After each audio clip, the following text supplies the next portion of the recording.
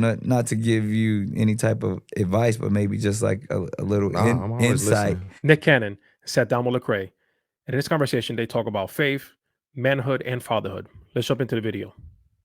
Do the actual cool stuff that was going on in the artist field in San Diego, like the Encanto street fairs and stuff Yeah. like that. Like, and eventually I did, once I did get into high school. But growing up, I always wanted to. One, because we were so heavy in the church, I wasn't allowed to do a lot of stuff. Gotcha. Because if it wasn't happening at Mount Airy Baptist Church, then I couldn't You be a wasn't part of allowed. it. Yeah, and then I I just did stuff that my dad was doing. So I was, Okay. and he was great at everything he did. You know what I mean? So like, my dad used to act in college and stuff like that. He was in plays and stuff. So I'm like, so I never got to do it at that level. You know what I mean? Like, Yeah. and when he'd be around town preaching and all of that stuff, I was. This is two-sided, right? Now, on the one hand, we can see how not being allowed to be part of certain things outside of the church can be beneficial. I mean, this is why recently you've had so many high profile names come out as cultural Christians. They would say that there are aspects of religion that are beneficial, even if you don't embrace the whole. Now, I would disagree with this perspective in the sense that how can you embrace those aspects while rejecting the foundation that they come from? Doesn't seem to make sense. Growing up in church, right, can definitely help keep you out of trouble, but that doesn't mean that it's a foolproof solution. We've all heard stories about people growing up in church and then wilding out. Trying to look at it from the other side, not allowing our kids to be part of things outside of church can have some negative consequences. You trying to keep them in a bubble will only work for so long. What happens when they graduate high school, go to college, and into the workforce? The problem with this way of thinking is that the faith never becomes their own. It's always their parents' faith. Well, I understand why you would want to keep them in this bubble. It's not good for them in the long run, right? You want to help them develop their faith and for it to become their faith.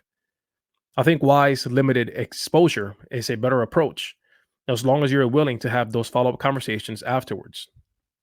To do everything from television production to music, and that's where he empowered me. You know what I mean? Yeah. Because I got a little bit of the boys in the hood story. Because in Dago, I was, Yeah. we was trying to be of it, and Yeah. I was somewhat of a knucklehead following in the footsteps of some guys from the set, From the set. from the block. Yeah. And my mom had the foresight to say, you need your father in your life.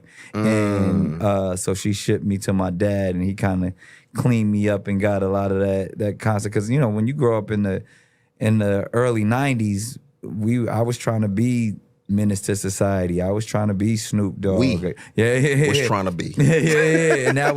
And especially because my dad wasn't around until he Yeah. was. And, Right, and then right, that's right. when he was like, look, I know you glorify that. And he's like, I come from that. Yeah. You don't really have to do that. Yeah. And then Now, earlier in the conversation, he shares how much he learned from his dad by just watching him as he preached and as he did other things at church and how his dad empowered him, right? This is great. And I think it's a good reminder for us as fathers that most of what our sons will learn from us will be from watching us. We've heard or seen the statistics about how young men don't know how to be men. You hear a lot of these bigger names like Jordan Peterson, even podcasts like Chris Williamson. These podcasts are here to help young boys become men because they don't have good examples at home or just don't know where to look. This has led to the delaying of adulthood, right? For young men and women. This is why having your dad in your life is so important. The research shows that most fathers are particularly skilled at fostering independence in their children. Fathers tend to be particularly attuned to developing children's physical, emotional, and intellectual independence. Fathers are also more likely than mothers to encourage children to take risks while ensuring safety and security, thus helping children develop confidence, navigate new transitions, and bravely confront unfamiliar situations. Fathers also play a unique role in the emotional development of their children. An involved father is the strongest predictor of college graduation. Now, we could keep going, but the point is that kids need their fathers, especially young boys, right? he guided me in the direction of entertainment, and here we are. So I'm kind of dealing with that with my own son. It's a weird dynamic, like what you are dealing with what you probably had to deal with your pops. Your pops, like, really was a founder of a particular gang, the rival gang in the neighborhood. So like it's reputable gang members right now who like respect your pops. You know what I'm saying? Facts. And then he goes through this transformation and is like, man, I'm living for God now. And then he's like, hey, kids, this is what we own now. You know what I'm saying? And I think, and while I was still back in the hood, like he left. You know what I mean? So I was still back in Southeast. So he's writing you letters like, hey, come be on this page. And you're like, and I'm like, this ain't it. This don't make sense. You started this, Pops. I'm trying to be the next Tarzan. That's what they called him. So it's like, it was different. So that's what I'm wrestling through even now, is like, what does that look like? Cause my son is like, man, I want the edgy stuff. Like you know, I didn't grow up in church, so I didn't know. All I knew was this, and then at like 19, 20, I found God. So my son is like, but you know, you want me to live a life, but our whole family's a whole nother page. Like, what is this all about? Did you feel like this is real, right? Shout out to Lecrae for being vulnerable here in this conversation. It's hard when we're trying to instill in our kids a way of living that our extended family does not practice or even embrace. Currently in my family, my dad and me are the two committed Christians. And on my wife's side, probably about 2 or 3 are committed Christians. So when we get together with family, what's on display isn't necessarily the most God honoring. So how do you navigate this? I think this is where being willing to have those follow-up conversations is helpful. I would even add, depending on how old your kids are, having those conversations beforehand. And let's be honest, it's not just our families, right? It's culture, what they see on TV and social media.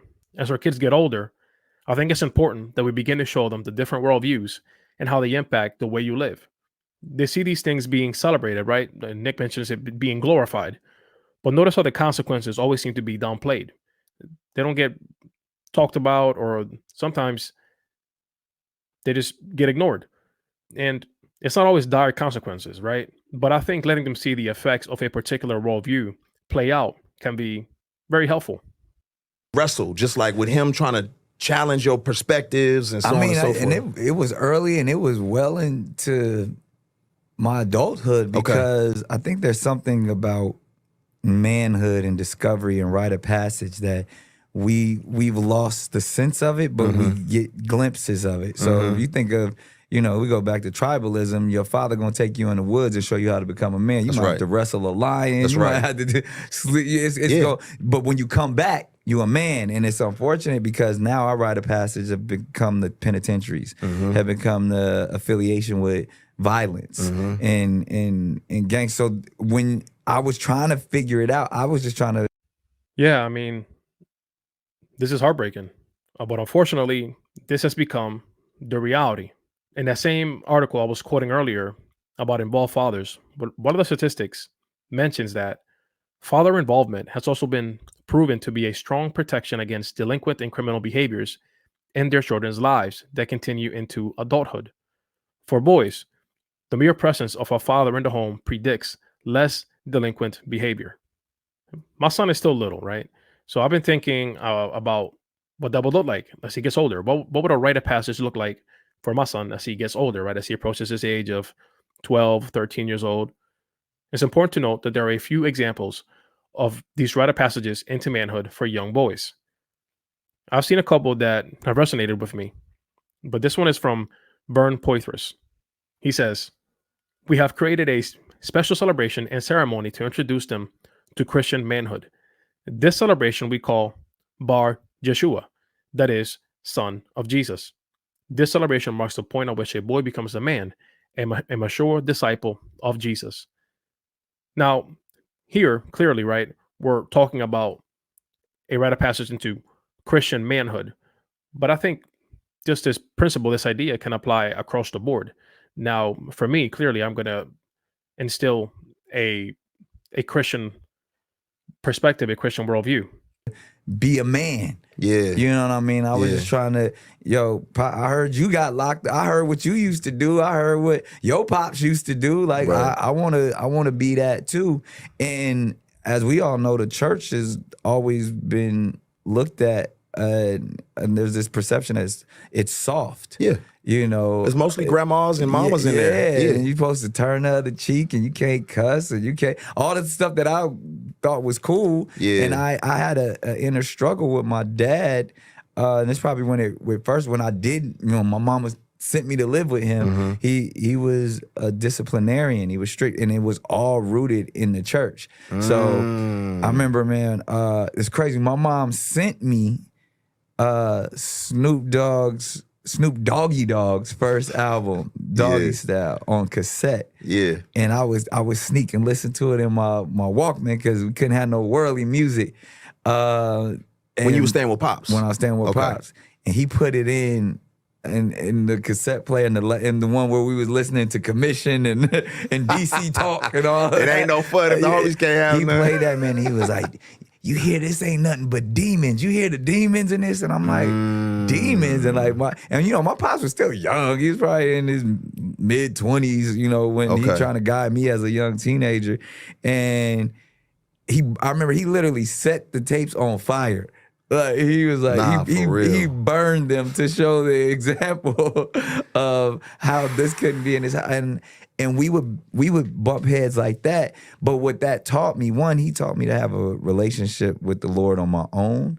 He didn't force it on me. But he also taught me to challenge every concept and thought. So we would go back and forth. And it became a sport to where I would end up studying my word to almost prove him wrong about the stuff that he was talking about. I was looking for spaces in the scripture to be like, to come as you are. And Gotcha. Yeah.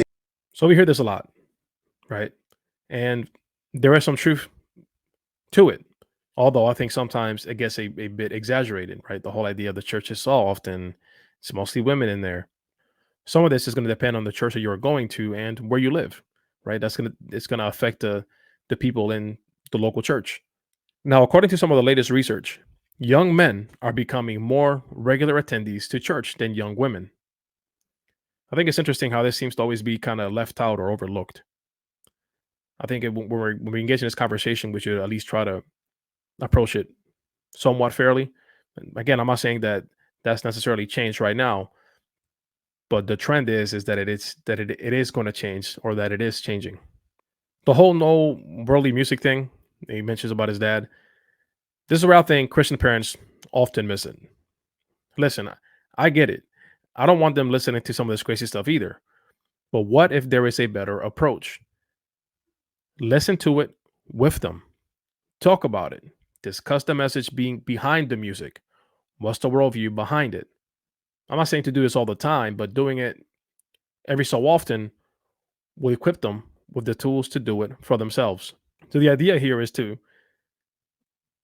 make them think through what it is that they're listening to make them think through what it is that they're watching. You're not always going to be with them. So you want to, prepare them and equip them with the necessary tools to do this on their own. You're guiding them, you're instructing them. But as they get older, you, as a parent, you have to start taking a step back. That's going to help them gain responsibility, which is part of the whole growing into adulthood that seems to be a problem, particularly with young men. If Jesus rolled with thugs, you know what I mean? And how he condemned the church for being super religious and, and all of those things. And we would go back and forth. And he made me the man that I am and made me go have that self-discovery because it wasn't about just, do as I say. It was like, nah, let's talk about it. Learn, find your own path. Yeah. So I think that's, not to give you any type of advice, but maybe just like a little insight. Listening. Yeah, insight in the way of just allowing, he is coming into his own and allowing him to take that and just, giving them the examples that you had or the lessons that you learned, but then at the same time, like you're gonna have to figure it out on your own. Gotta learn your own lessons. Yeah, so and it's interesting because I don't have a 19-year-old, I have a 13-year-old who I never forced it on him, but it's so amazing that he comes to me with scripture and he telling me like, Dad, you gotta be Christ-like, and you gotta do that. I'm like, where you get this? Really? Mariah is doing her job.